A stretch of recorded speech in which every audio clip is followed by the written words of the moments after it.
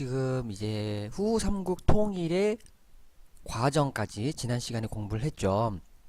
네, 지난 시간에 배웠던 이런 후 삼국 통일이 도대체 우리에게 어떤 의의가 있는지 이번 시간에 스님이랑 공부를 한번 해보도록 합시다. 여기에서 의의란 이런 뜻이에요. 사실이나 행위가 갖는 중요성, 가치를 의미하는 말입니다. 자, 우리가 그 전에 삼국 시대 때 신라가 삼국을 통일했을 때의 의의, 어떤 의미가 있는지 살펴봤고요. 오늘은 후 삼국 통일의 의의에 대해서 알아보도록 합시다. 먼저 첫 번째, 발해 흡수입니다. 자, 후 삼국 통일 전으로 한번 가볼게요. 시간을 되돌리는 자, 통일되기 전이죠. 918년 왕건이 궁예를 쫓아내고 개성으로 수도를 옮기면서 고려를 건국했죠. 태조 왕건입니다. 자, 왕건이 나라 이름을 고려라고 한 이유가 고구려를 계승했다는 것을 분명히 하기 위해서였죠. 그런데 여러분, 고구려를 계승한 나라가 하나가 더 있었죠? 혹시 기억납니까? 바로 발해죠. 자, 발해는 서기 926년에 거란의 침입으로 멸망하게 됩니다. 태조 8년의 일이죠. 고려 태조 왕건의 8년에 발해가 멸망한 후 그 고구려의 수손들은 어떻게 되었을까요? 여러분들이 발해의 유민이었다면 여러분들은 어디로 가겠어요? 당연히 고려로 내려오게 되죠. 자, 중국 쪽으로 안 넘어가겠죠. 왜? 우리는 고구려의 후손들이니까. 당시의 발해 사람들은 자신들과 똑같이 고구려를 계승한 왕건의 고려가 자신들을 받아줄 것이라고 생각을 했고요. 고려를 계승했다는 명분을 내세운 왕건은 당연히 이들을 반갑게 맞이했죠. 그리고 발해 귀족들에게 지위와 토지를 내려서 그들이 대대로 살아갈 수 있는 터전을 만들어주기도 했습니다. 특히 왕족에게 오늘날의 경산시에 살도록 집과 땅을 내려 영순태씨의 기원이 되기도 하였습니다. 자, 이렇게요. 영순태씨는 시조를 대조영으로 하는 발해 왕족으로 이들의 명맥이 오늘날까지도 이어지고 있다고 합니다. 고려 조선에 이르러 계속해서 발해 왕족으로서 대우를 받았으며 오늘날에도 발해 왕족을 기리는 제사를 지내고 있기도 하죠. 자, 여러분 신라의 삼국통일이 가진 한계점에 대해서 배운 적이 있죠. 신라의 삼국통일은 대부분 고구려 유민들이 이탈한 불완전한 통일이었어요. 그래서 신라가 통일하고 나서 위쪽에 새롭게 만들어진 나라가 발해였죠. 고구려 유민들이 새로 나라를 또 세웠죠. 하지만 발해 유민들이 고려로 내려오면서 고려 시대에 이르러 우리 민족의 역사가 완전히 하나로 합쳐지게 됩니다. 즉 고려의 통일이야말로 진정한 민족의 통일을 이루었던 것이라고 말할 수가 있겠죠. 자, 신라가 완전한 삼국 통일에 실패했다는 것은 신라 말기에 백제 유민과 고구려 유민들이 각각 후백제, 후고구려를 세우는 데 참여했다는 데서도 잘 알 수가 있습니다. 신라 말에 이르러서도 옛 삼국 사람들이 자신들이 한 민족이라고 생각하지 않았다는 것이죠. 하지만 고려가 망하고 조선이 건국되는 과정에서는 이런 분열이 없었습니다. 그 이유는 고려 시대에 발해 사람들까지도 완전히 흡수하면서 완벽히 하나의 민족이라는 인식이 생겼기 때문이죠. 그만큼 고려라는 나라가 한 민족, 우리의 한반도의 우리 민족이었다는 그런 정확한 인식이 있었던 거예요. 또한 이것은 발해가 한국사에 포함되는 가장 강력한 근거이기도 합니다. 자, 아까 봤던 영산태씨가 중국의 발해사 왜곡에 가장 강력히 반발하고 있죠.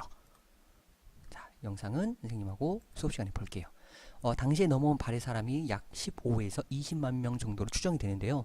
당시에 고려 인구가 400에서 500만 명 정도라고 생각하면 상당히 많은 숫자가 망명을 한 것입니다.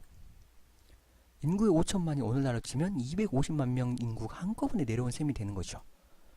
자, 두 번째입니다. 왕건의 정책이에요. 자, 힘들게 후삼국을 통일한 왕건이 후삼국 시대의 교훈을 잊지 않았습니다.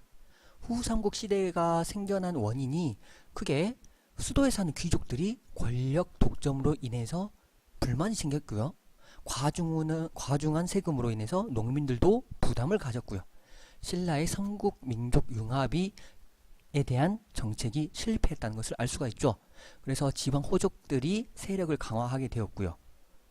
자, 그런데 왕건은 이런 불만 해결하기 위해서 지방 출신의 사람들도 관직에 오를 수 있도록 하겠습니다. 애초에 왕건 자체가 그러니까 송나라 출신이었기 때문에, 송악의 출신이었기 때문에 지방의 수도에 사는 귀족들만 권력을 독점하지 못하도록 지방 출신들도 관직을 얻을 수 있도록 만들었죠. 자, 두 번째, 과중한 세금으로 인한 농민 부담을 어떻게 해결했을까요? 원칙에 따라서 세금을 걷고 세금의 양이 적정선을 유지하도록 노력했습니다. 세 번째, 신라의 삼국 민족 융합 정책이 실패했는데요. 삼국의 사람들을 공평하게 대하기 위해 왕건은 굉장히 노력을 했습니다. 자, 그리고 네 번째, 지방 호족들이 세력을 강화해서 나라가 분열됐었는데 왕건은 많은 호족들의 딸과 결혼을 해서요, 그들을 왕실의 일원이 되도록 했어요. 쉽게 말해서 지방 호족들이 아무리 힘이 세도 왕족인 나와 결혼을 한다면 왕에게 함부로 대할 수 있었겠어요? 안 됐겠죠. 자, 이런 왕건의 다양한 정책들을 좀 더 수업 시간에 영상을 통해서 자세히 살펴보도록 할게요. 자, 이런 일들을 위해서 특단의 조치를 취하게 되는데 좀 더 자세히 살펴보면, 첫 번째, 과거 시험. 왕건이 한 건 아니지만 고려의 4대 왕이었던 광종대에 이르러서는요, 후삼국 시대 원인이었던 호족들의 세력을 억누르고 지방 출신의 사람들을 고르게 관직에 오르게 하기 위해서 새로운 제도를 도입합니다. 그 제도가 바로 과거 제도죠. 공평하게 귀족으로 태어났기 때문에 높은 관직을 받을 수 있다, 이런 불공평을 없애고 능력에 따라서 관직의 높은 자리에 오를 수 있도록 한 것이죠. 자, 아무리 좋은 가문에서 태어나지 못했다 하더라도, 아무리 능력이 출중해도 관직에 오를 수 없었고, 좋은 가문에서 태어난 평생 놀고 먹고 이러면 안 되겠죠. 자, 통일 신라 말기 귀족들의 부패한 사치스러운 이런 삶이 통일 신라가 망했던 결정적인 원인이었기 때문에 고려에서는 음서제라는 관리 추천 제도도 있었지만 그와 별개로 공정하게 시험을 보고 관리도 뽑자, 이 두 개를 같이 쓰게 되죠. 자, 과거제도 덕분에 능력을 뛰어나지만 가문이 좋지 못해서 벼슬하지 못했던 사람들에게도 기회가 생기게 된 것입니다. 자, 그 다음 영토 회복입니다. 왕건이 고구려를 이었다는 명분을 주장한 만큼 고구려의 영토 회복에 굉장히 적극적이었어요. 통일하자마자 적극적인 북진 정책을 펼쳐서요, 고구려의 영토를 얻고자 했고요. 실제로 옛 고구려 수도로 번성했지만 남북국 시대 국정이 되면서 몰락했던 평양을 다시 되찾아서 번성하게끔 했습니다. 자, 후뉴 10조에 대해서 한번 살펴볼게요. 태조 왕건은요, 죽기 전에 앞으로 고려가 나아가야 할 방향에 대해서 다음에 왕들이 지켜야 할 10가지 가르침을 남겼는데요. 이것이 바로 후뉴 10조입니다. 첫 번째, 불교의 힘으로 나라를 세웠으니 불교를 장려해라. 둘째, 모든 절은 풍수지리에 따라서 짓고 함부로 짓지 말라. 세 번째, 왕위는 맏아들이 계승하되 현명하지 못하면 다른 아들이 계승하도록 해라. 네 번째, 우리와 중국은 사람과 땅이 다르니 중국의 제도를 억지로 따르지 말고 거란의 풍습도 본받지 말아라. 다섯 번째, 평양에 가서 100일 이상 머물러라. 여섯 번째, 연등회와 팔관회를 성대히 열어라. 연등회와 팔관회는 불교의 큰 행사입니다. 나중에 자세히 살펴볼게요.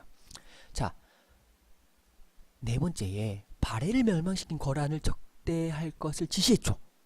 이 고구려를 이었다는 점에서 통일 뭔가 그런 고려와 발해 사이에 이런 거는 당연히 우리가 지켜야 될 일이라고 했겠죠. 생각할 수 있겠죠. 자, 고구려를 계승했으니 고구려의 수도인 평양을 중시하라고 한 것, 이게 5조에서 나타납니다.